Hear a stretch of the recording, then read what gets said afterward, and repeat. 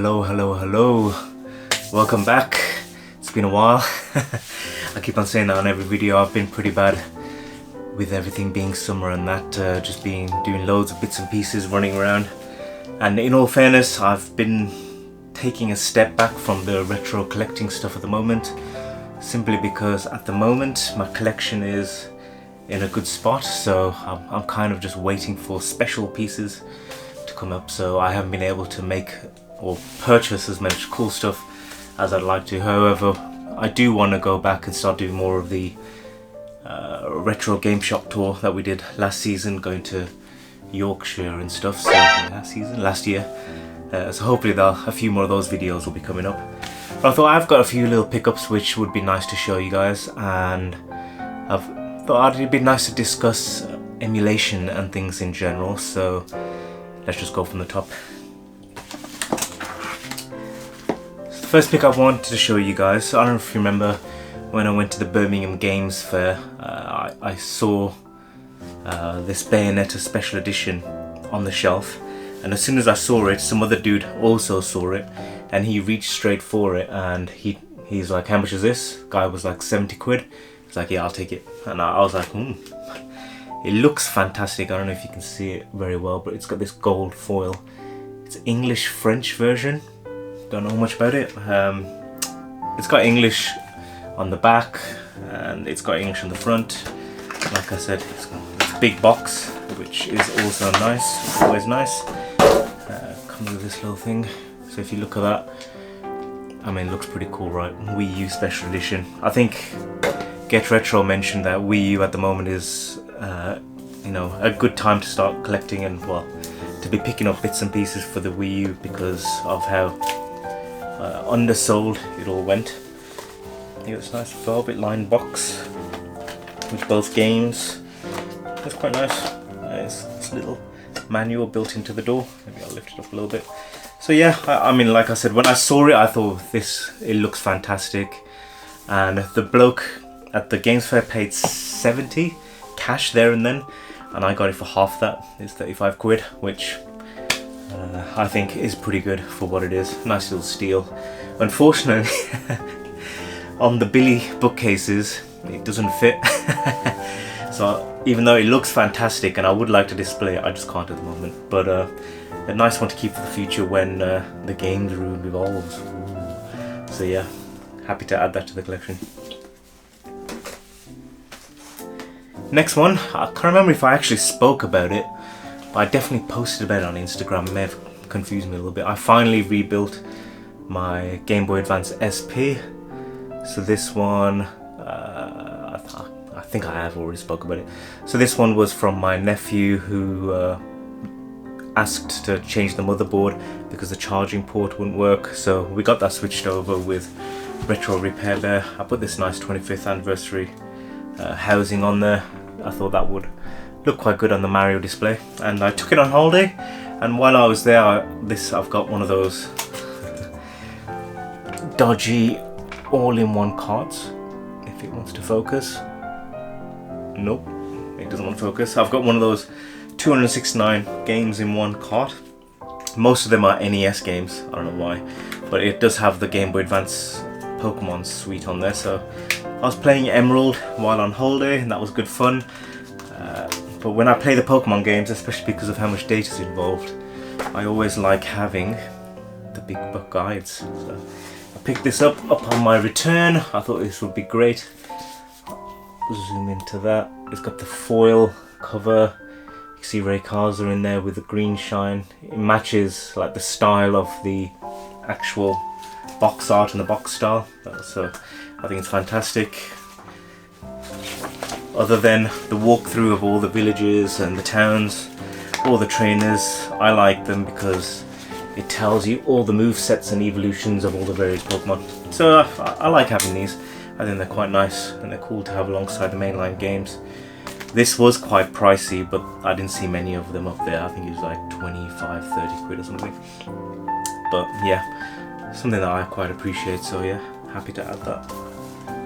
We like live unboxing. I've had this in the box, sat here for probably close to a month because it was my intention to make a video on it. or to include it in a video.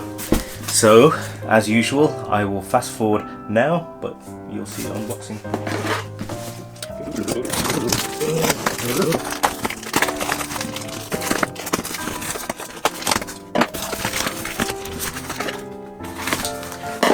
So I'm going to try and preserve the box because, in all fairness, I can't display this, so well, I might not display it, so it'll be useful to put it back in for store.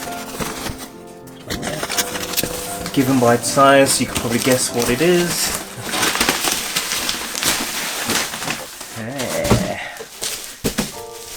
That way up. Oh, ha ha ha! Look at that. Let's have a look at it. So it's just the box. There's no insert, no console, no nothing. So just the box. So this is quite a rare variant of the SNES. It was, I don't know if you guys seen, so there's obviously the Super All-Stars variant, which everybody has and everybody loves because it looks fantastic. But they package All-Stars with Super Mario World in cart. You could, I'll cut to the footage, get the big box Mario version where it was like doubled up, and that one looks even better than this one. But this one was just the cart shoved into onto the tray. Let's have a look at the condition. You can see there's a bit of a dink there, but all sides look good.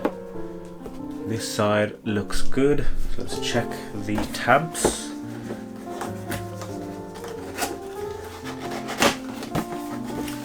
So the tabs look good there. This side. Oh yeah, and the tabs look fantastic there as well. So other than that little dink, I would say this is in good condition.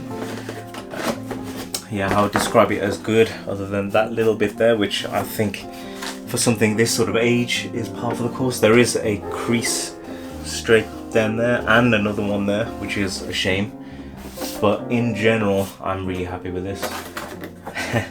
Like complete versions of this SNES variant, yeah, with the poly insert and the console and all the little bits, go for quite a bit of cash, and I reckon for how much I paid for this, if you were to put it together, bits and pieces, it probably wouldn't be cheap.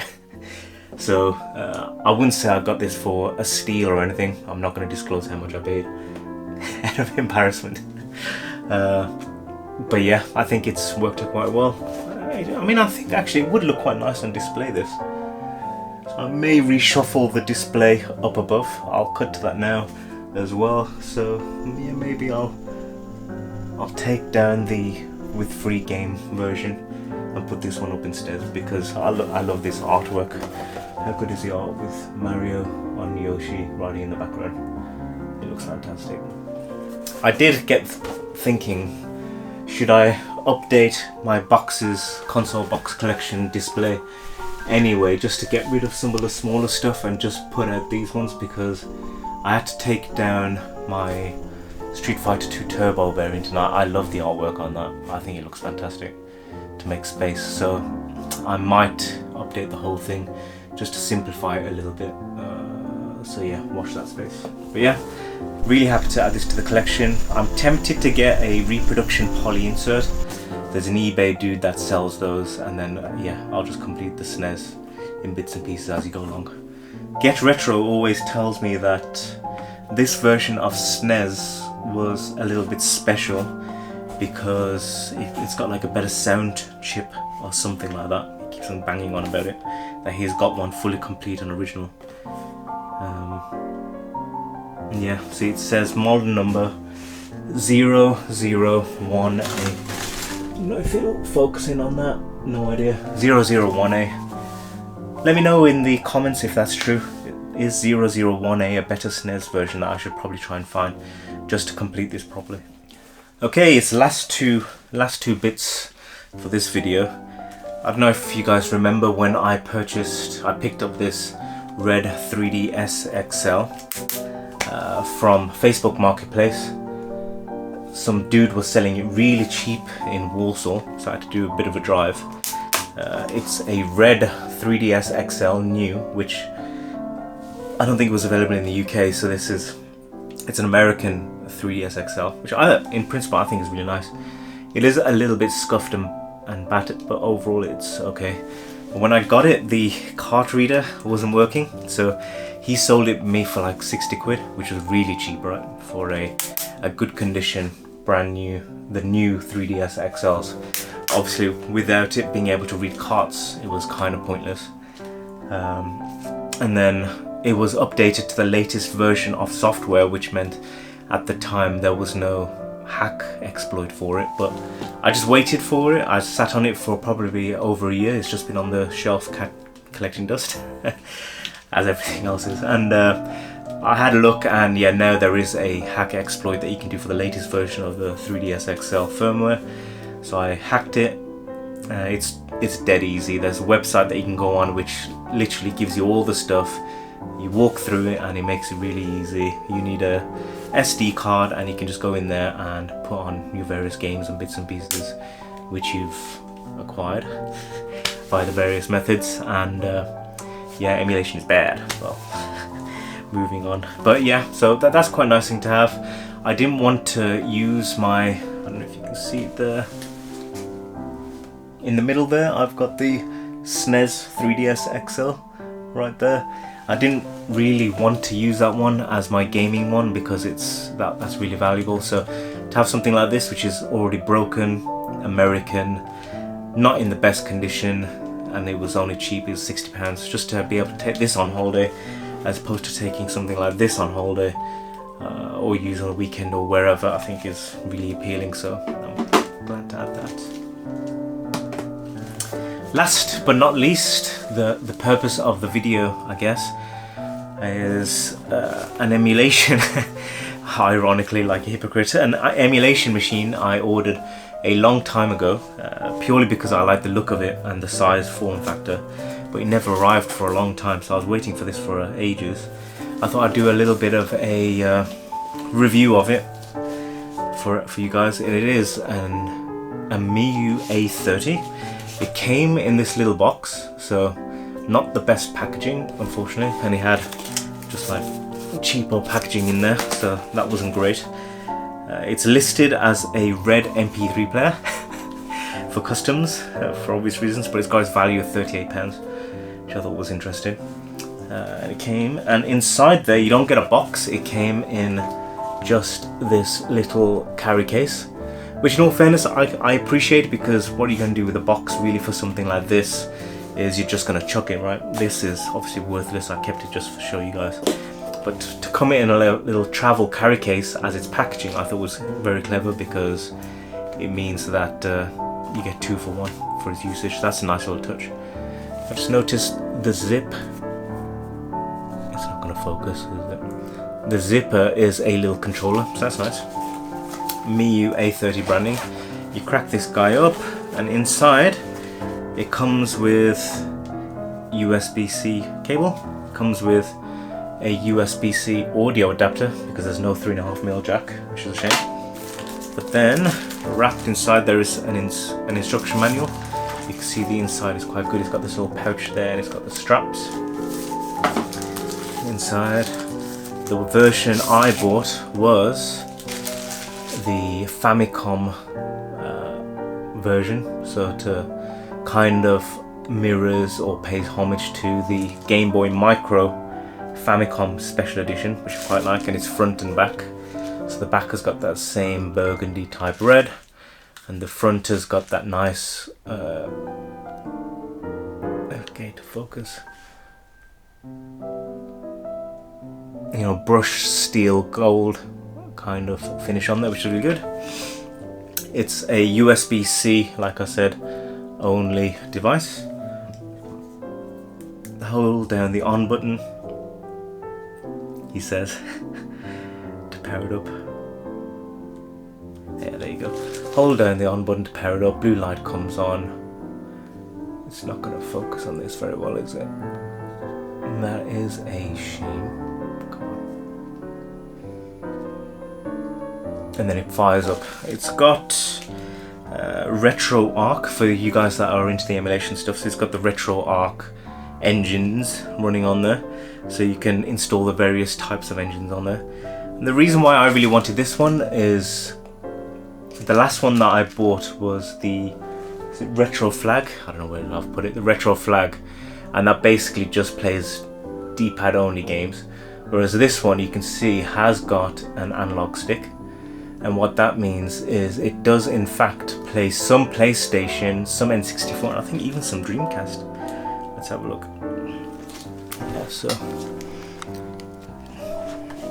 get it to focus. There we go. Arcade, Dreamcast, FC, I don't know what that is, all the usual Game Boy, MAME. The good thing is it has some N64 on there. PSP, again, a lot of people like playing the PSP retro stuff. PS1, which I can happily tell you that it has Symphony of the Night on there, which is the one game that I really want to play. And N64 wise, it's just got some basic games, Bomberman, All-Star Tennis, some NFL, Mario Party 2 and 3, okay. Star Fox, Super Mario 64, Ocarina of Time. So yeah, it's got some games on there. PS1, I said Symphony of the Night, Tekken 3, Resi Evil 1, 2 and 3, Crash Bash, Crash Bandicoot 2 and 3, Dino Crisis 2, Silent Hill, Command & Conquer, Driver 2, Fighting Force, Gran Turismo, Harry Potter, Chamber of Secrets. I mean, it's pretty good. It's got a reasonable amount of games, and I don't know if you can see the screen size. It's not massive, but this is a small device, right? It's really small, and what I like about it is being in like this sort of format, instead of being super big, it'll go dead easy into your trouser pockets if that's what you want to do. It was cheap. I think it was like 50 quid. So even if you knacker it, it's fine. The battery life is pretty good. I think you can get 4 hours out of it. It's USB-C, so that charges with like your phone and everything else. And yeah, it's just really nice. So I'm really glad that, or happy to have this now. It just means that when I go traveling later on this year for work or for social, whatever, I'll take this along with me, as opposed to the expensive 3DSs, or try and do it on your phone, which nobody likes, which I think is quite good. It did get me thinking though about I saw some videos about emulation and what people think about it, and is it killing game collecting, that sort of thing. And I'll say on this, these are really accessible. They make them extremely cheap, right? Like I said, this was 50 odd quid. It came fully loaded with a memory card with everything on it. So that's essentially made retro gaming accessible to more people. Obviously this is extremely illegal. You're not going to see these on the high street, which is, I guess, from their marketing and sales perspective, it's going to limit their popularity and stuff. But then when you think to actually own the retro games for how much they are now, it's kind of, you know, it's inaccessible for the majority of people. No little kid who really enjoys their Nintendo or PlayStation or whatever is going to be forking out, you know, like 200-300 quid for Pocket Rocky 2 like I did, right? But it's an amazing game and everybody should play it, so it's kind of like, well, what do you do? It got me thinking about, if I were Nintendo, how would I approach this? I'm still so surprised that after the success of the NES Mini and the SNES Mini, they just stopped doing them, right? So I think their strategy was to, instead of doing an N64 Mini, which would have made sense as the next console to have come out, they released Nintendo Switch Online. So if you got a Switch, you can, as part of their subscription, you just get access to the N64 games. It's an annual thing, and yeah, you can just play them on your Switch, on your 4K TV, in full HD with your Switch control pads, which, yeah, okay, I'll get it, it's nice. But the novelty is gone, because like the SNES Mini sold like hotcakes because it was just such a cool little thing, right? Mine's upstairs. And they're so popular. So I thought, okay, Nintendo are doing this with the Switch, and that seems to be like their approach. But why wouldn't they just release like a Game Boy Color sized device? Maybe even something like this. They could do Game Boy Micro, but to be fully nostalgic, I think if they did Game Boy Color,